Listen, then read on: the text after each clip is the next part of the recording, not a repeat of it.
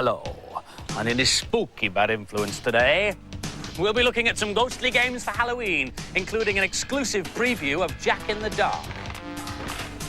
Stick with me if you want to talk fluent Klingon, fly with the next generation, and boldly go where no Trekkie has gone before. Up a bit, down a bit. We'll be showing how you can play games simply by talking to them. Our main review is Jurassic Park on the SNES.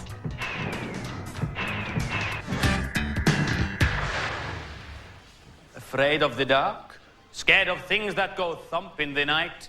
Then close your eyes and ears, for Bad Influence is about to take you through some of the creepiest games around this Halloween. Like this one. The full motion video version of Seventh Guest. You play a super sleuth, one of 6 people invited to an eerie mansion awaiting the arrival of the mysterious seventh guest. The house is, of course, haunted, and only one of the guests will survive the night. But it won't be available until December. Enough of him. The sequel to the graphically unusual and extremely creepy Alone in the Dark is out in January. It's got a new star called Grace, who's got her own mini-game to introduce her called Jack in the Dark. Grace is an 8-year-old girl, goes out on Halloween trick-or-treating. She knocks on the door of a spooky toy shop and gets locked inside. It's being packaged with the original game Alone in the Dark when it's re-released this Christmas. Like that. Take a look at this. Another exclusive for Bad Influence, the first ever showing of Alien Breed 2. There's more sound in the sequel, including synthesized speech, which really sets the scene for 17 levels. 9 different types of aliens chase you around the labyrinth of corridors, laboratories and war zones. And it's really scary, I can tell you. Are you scared yet? Well, the inhabitants of Weirdsville are. They've been overrun by zombies, giant ants and killer babies in the latest Monster Mad romp on the SNES, Zombies. The entire town's been overrun with ghouls and the whole world's gone wacko. More fanged madness as I, Dracula, hit the PC. In this latest blood-curdling role-playing game, you search for the Fanged Master through graveyards and cemeteries. There are werewolves and skeletons in here, too, and they're all in on the act, you know, all of them. You're wondering what all this over-the-top Dracula impersonating's all about. It's because earlier this year, Andy was digitised into Mega CD version of Dracula the game. He was videoed against a blue screen, then the techie Fertlers cut him out and produced a game sequence with him as the star. The good news is that Andy's acting career really took off after he did that blue screen stuff. The bad news is that he got left on the cutting room floor.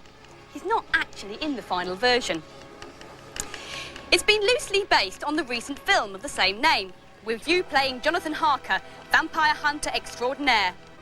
Keep your wits about you, as Dracula can change into a gargoyle, wolf, or an old vampire master. Pretty horrific, even without Andy in it. Hello, spooky Fertlers. I'm not scared of ghosts at all, which is lucky because the shed is haunted. The ghost of Great Uncle Nam, who was a pirate captain in the Caribbean, is said to walk on or about All Hallows Eve. But like I said, I'm not scared at all. I'm planning to stay the night here. I've got my camera to snap the ghosty dude, and I've got my ham sandwich, yes, and my torch, and I've got a baseball bat in case the going gets tough. Right, on with the first cheat. Now this is for Lemmings 2 on the Amiga.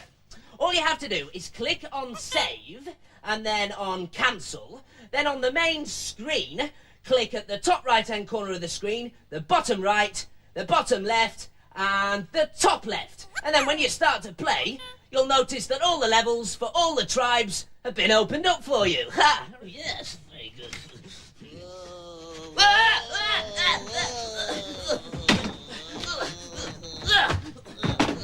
Right, ghostly dude, take that!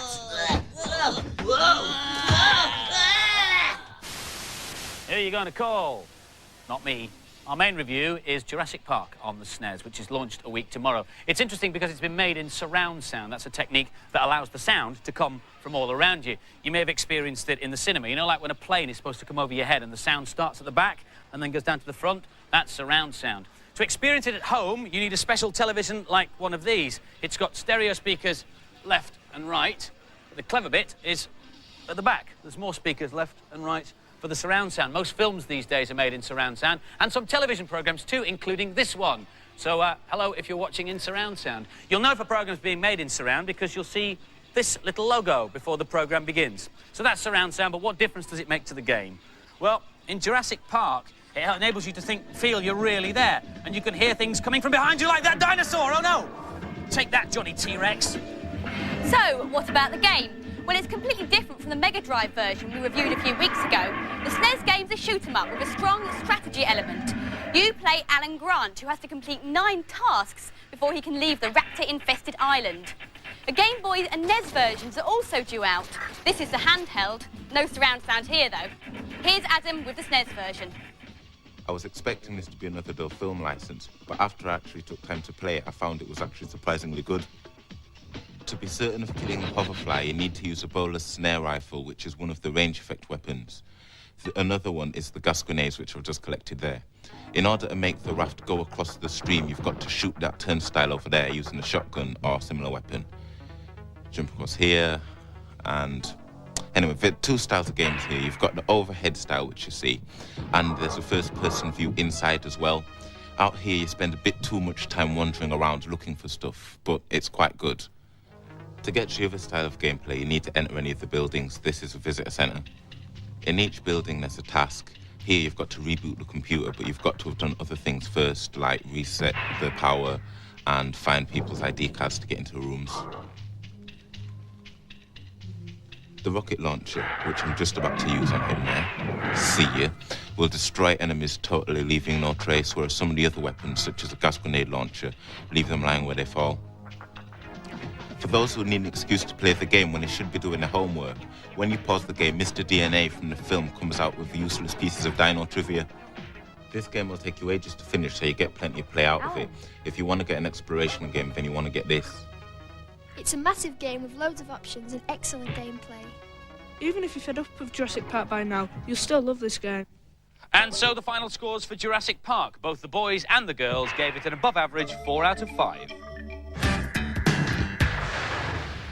Vekduj, Akduj, Liji. If, like me, you're a Star Trek fan, and you'll know that was Klingon for your spaceship is a garbage scow. If you don't speak Klingon, you need the official Teach Yourself Klingon tape. It's part of a whole range of toys, clothes, videos, and books, all based on the series. But true Trekkies don't just want to view, read, and listen. They want to be on the bridge of the Starship Enterprise, boldly going where they have not boldly gone before, and now they boldly can. American games company Spectrum Holobyte are producing computer and console versions of Star Trek. This is the Super NES version. So, how does the game play? And remember, this is an early version. Okay, well, basically it starts off with you're hailed by this doctor. She's on a planet, and she's being harassed by some Romulans. So she gives you a location where she is, and you need to fly the Enterprise over there. This is the bridge of the Enterprise, and these are the different stations on board here.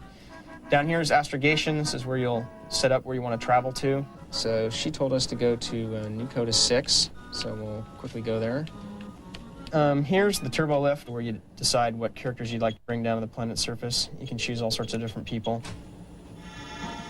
Okay, and we're down on the planet's surface. You can be any one of the 4 characters you'd like. The idea here is we're supposed to locate some Romulans. Data's got a phaser and a tricorder as well, so you can tricorder things to find out stuff about it. There's a Romulan, we got rid of him. Okay, so we're being drawn into a space battle. It happens automatically. The upper part of the screen there's a forward view out of the Enterprise, and the lower part of the screen's an overhead view to give you an idea of your location versus his.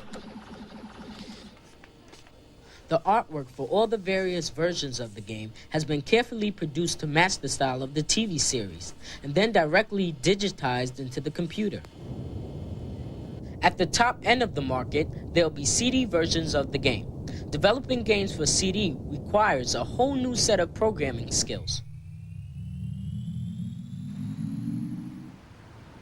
Even though we weren't allowed to see any of it, they're also working on the virtual reality version of Star Trek, so you really will be able to boldly go. Beam me up. Hey, yo, what's going on? Alien life form on board. Z Wright ending his report in a very predictable way. This is a new version of a PC game called Star Trek 25th Anniversary. Fire phasers. Yup, it's voice activated, so raise shields. Yep, and fire photon torpedoes. Brilliant, it's great fun, but it does require special hardware to be connected to your PC, and it'll only work with programs that are specially designed to be voice operated. But there is a new package called Voice Assist that will let you talk to nearly all your PC software. Before you use it, you've got to teach it to recognise your voice, and that couldn't be simple. You just go into training mode, and here are the commands that you'd want it to learn. So let's try maximise. We click on single, and then I click on OK and say the word, maximise. Now we can test to see if it recognises that. Maximise. And up it comes, which is terrific.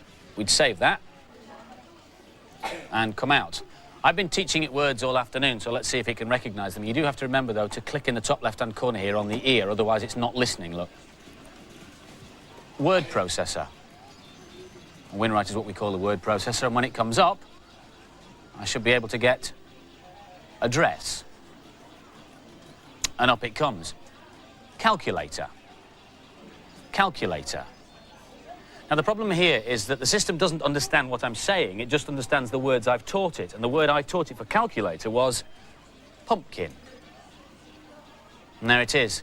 It's called a single utterance speaker-dependent recognition system, which sounds very technical, but it's not if you think about it. Single utterance is just one-word commands to you and me, things like left, right, up, down, enter, and the like. Speaker-dependent means it will only recognise the person whose voice it's learned. So if Violet tries to close my calculator, I bet she can't. Close. Close. See? They claim 95% recognition for this, which is pretty good, but it does have a problem in a noisy atmosphere like a television studio. That's enough of the close show, thank you. You've also got to be careful when you're speaking, because it's constantly trying to analyse your voice and not making any sense of it, so we keep getting not recognised in the top left-hand corner. And when you do say the commands, you've got to be specific. You can't say, calendar, because that's not the way it learnt it. I learnt it like this. Calendar. And up it pops. 7 a.m. this morning. What was I doing?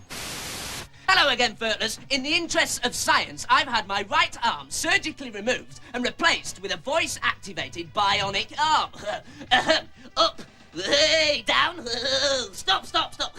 You have to be really careful what you say, though, because sometimes it goes completely mad. Hey, whoa, stop, stop. Whoa. Sorry, Furtlers, it must have been because I said the word mad. Whoa, stop, stop, stop. Right, here's my first voice-activated cheat. It's for Mech Warrior on the SNES. Pick up controller. Yes, yes, yes. Now, all you have to do is pause the game and then type in A-L-L-Y, A-L-L-Y, A-L-L-Y 3 times in a row, and you'll be invincible. And you'll be able to fight without being killed. Stop, stop. Look, I didn't mean fight me. Stop, stop. Namrud, armed and dangerous. Now for this week's news and previews. Back in the 1980s, the classic 3D space game was Elite, and at last there's a sequel. The new version is called Elite 2 Frontier. It took 5 years to program and is massive. You journey through the galaxy, exploring millions of planets, fighting off aliens and pirates, and trading all the way. It's released tomorrow on the Amiga and PC, with an Atari version to follow. Fancy saving a few dolphins? Well, the world's first ecologically sound computer game is being released on 3 new formats. Echo was last year's surprise hit on the Mega Drive. Now it's available on Game Gear and Master System. Both are faithful representations of the 16-bit version. The new Mega CD version has 5 extra levels, an educational film about dolphins, and apparently it's got 3D sound. New Chessmaster for the Game Boy is poised to finally lay Tetris to rest as the most popular cart. The handheld version has 16 levels of play from novice to grandmaster, a 2-player mode, a teaching option, and you can even get hints for the best move to play when challenging the computer. And as if that wasn't enough, it's one of the few Game Boy carts to feature speech. Speed Racer is a very popular cartoon on MTV and now a new game for the PC. You get to pilot the amazing Mach 5, the fastest car ever built, and race around the world, battling villains like the Snake Oiler and the Gang of Assassins. And now for some more games reviews. Star Wars is released this weekend on Master System and Game Gear, not to be confused with Super Star Wars on the SNES. Everyone knows the story, so let's dispense with the build-up and go straight to Angela on the Master System. This is an excellent conversion of one of my favourite films. You have to rescue the Princess Leia, and you won't stop until you've got her. In the early part of the game, you're playing Luke Skywalker, but as you go along, you can change characters. I'm going across here to go get my lightsaber, but it's difficult. I think the graphics are brilliant, especially for an 8-bit machine. This is Obi-Wan Kenobi.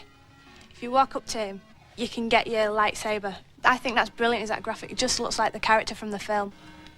I'm in the bar here. I have to rescue Han Solo. I have to kill all the aliens. When I rescue Han Solo, I can also play him as well. This is a brilliant game and good value at under £30. I'd definitely buy this one. I wouldn't bother with this game. There's nothing really special about it to distinguish it from any of this month's other releases. I thought this was a bit dull. The graphics are good for an 8-bit, but the levels all look the same. And the scores for Star Wars. The girls thought it was a good 8-bit game and gave it an above-average 4 out of 5, but the boys thought it only warranted 3 out of 5. F1 on the Mega Drive is the official Formula 1 World Championship game, and it's being billed as the fastest and most exciting motor racing game ever released. Strong words indeed. Here's Sarah to test those claims. You need really good reactions to play this game. It's really fast, especially when you're in the turbo mode. This is the Japanese track, which is similar to all the others. There's not a lot of detail in the graphics though. You can change your car according to the track you do, like tyres, wings and so on. Other race games seem slow after you've played this one. When you crash, you slow down rather than explode. Some people like this, but others didn't. At the moment, I'm playing against the Mega Drive, which is a really good option. I'm at the bottom and the Mega Drive's at the top. As you can see, the Mega Drive is winning. This is a fast game with some good options, but I certainly don't think it's the best racing game ever. I really enjoy playing this. It's the best racing game out on console. I'd recommend this to Mega Drive owners. It's really fast and great fun to play. And the scores for F1, the girls gave it a mediocre 3 out of 5, but the boys went up a gear, a fast 4 out of 5 from them. Golf is a very stupid and easy game. And here's how to win at it. Number 1, wear stupid big baggy check trousers so that all your opponents fall over laughing at you. Number 2, use a bigger bat. And number 3, cheat. Here's a cheat for PGA Tour Golf 2 on the Mega Drive. When you're playing Skins Challenge against a computer, press Start and choose green from the option bar, then press Start again, and you'll be able to move his ball any way you like and he'll miss every time. Ha-ha! Right, now, to practice my swing. Right.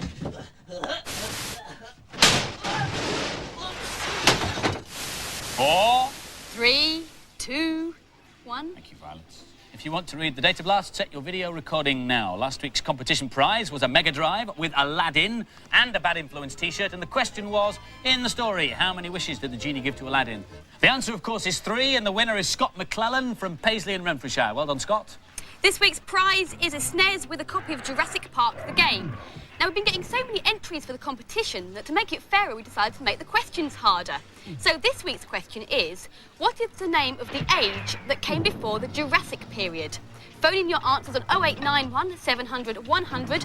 Calls will cost no more than 25p, but make sure you ask permission from whoever pays the phone bill, and lines will close at midnight on Monday.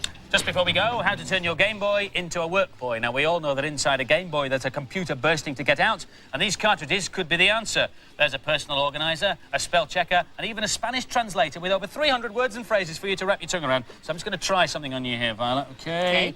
Habala usted Norvego? Do you speak Norwegian? I think I preferred him as Dracula. See Bye. you next week. Bye-bye.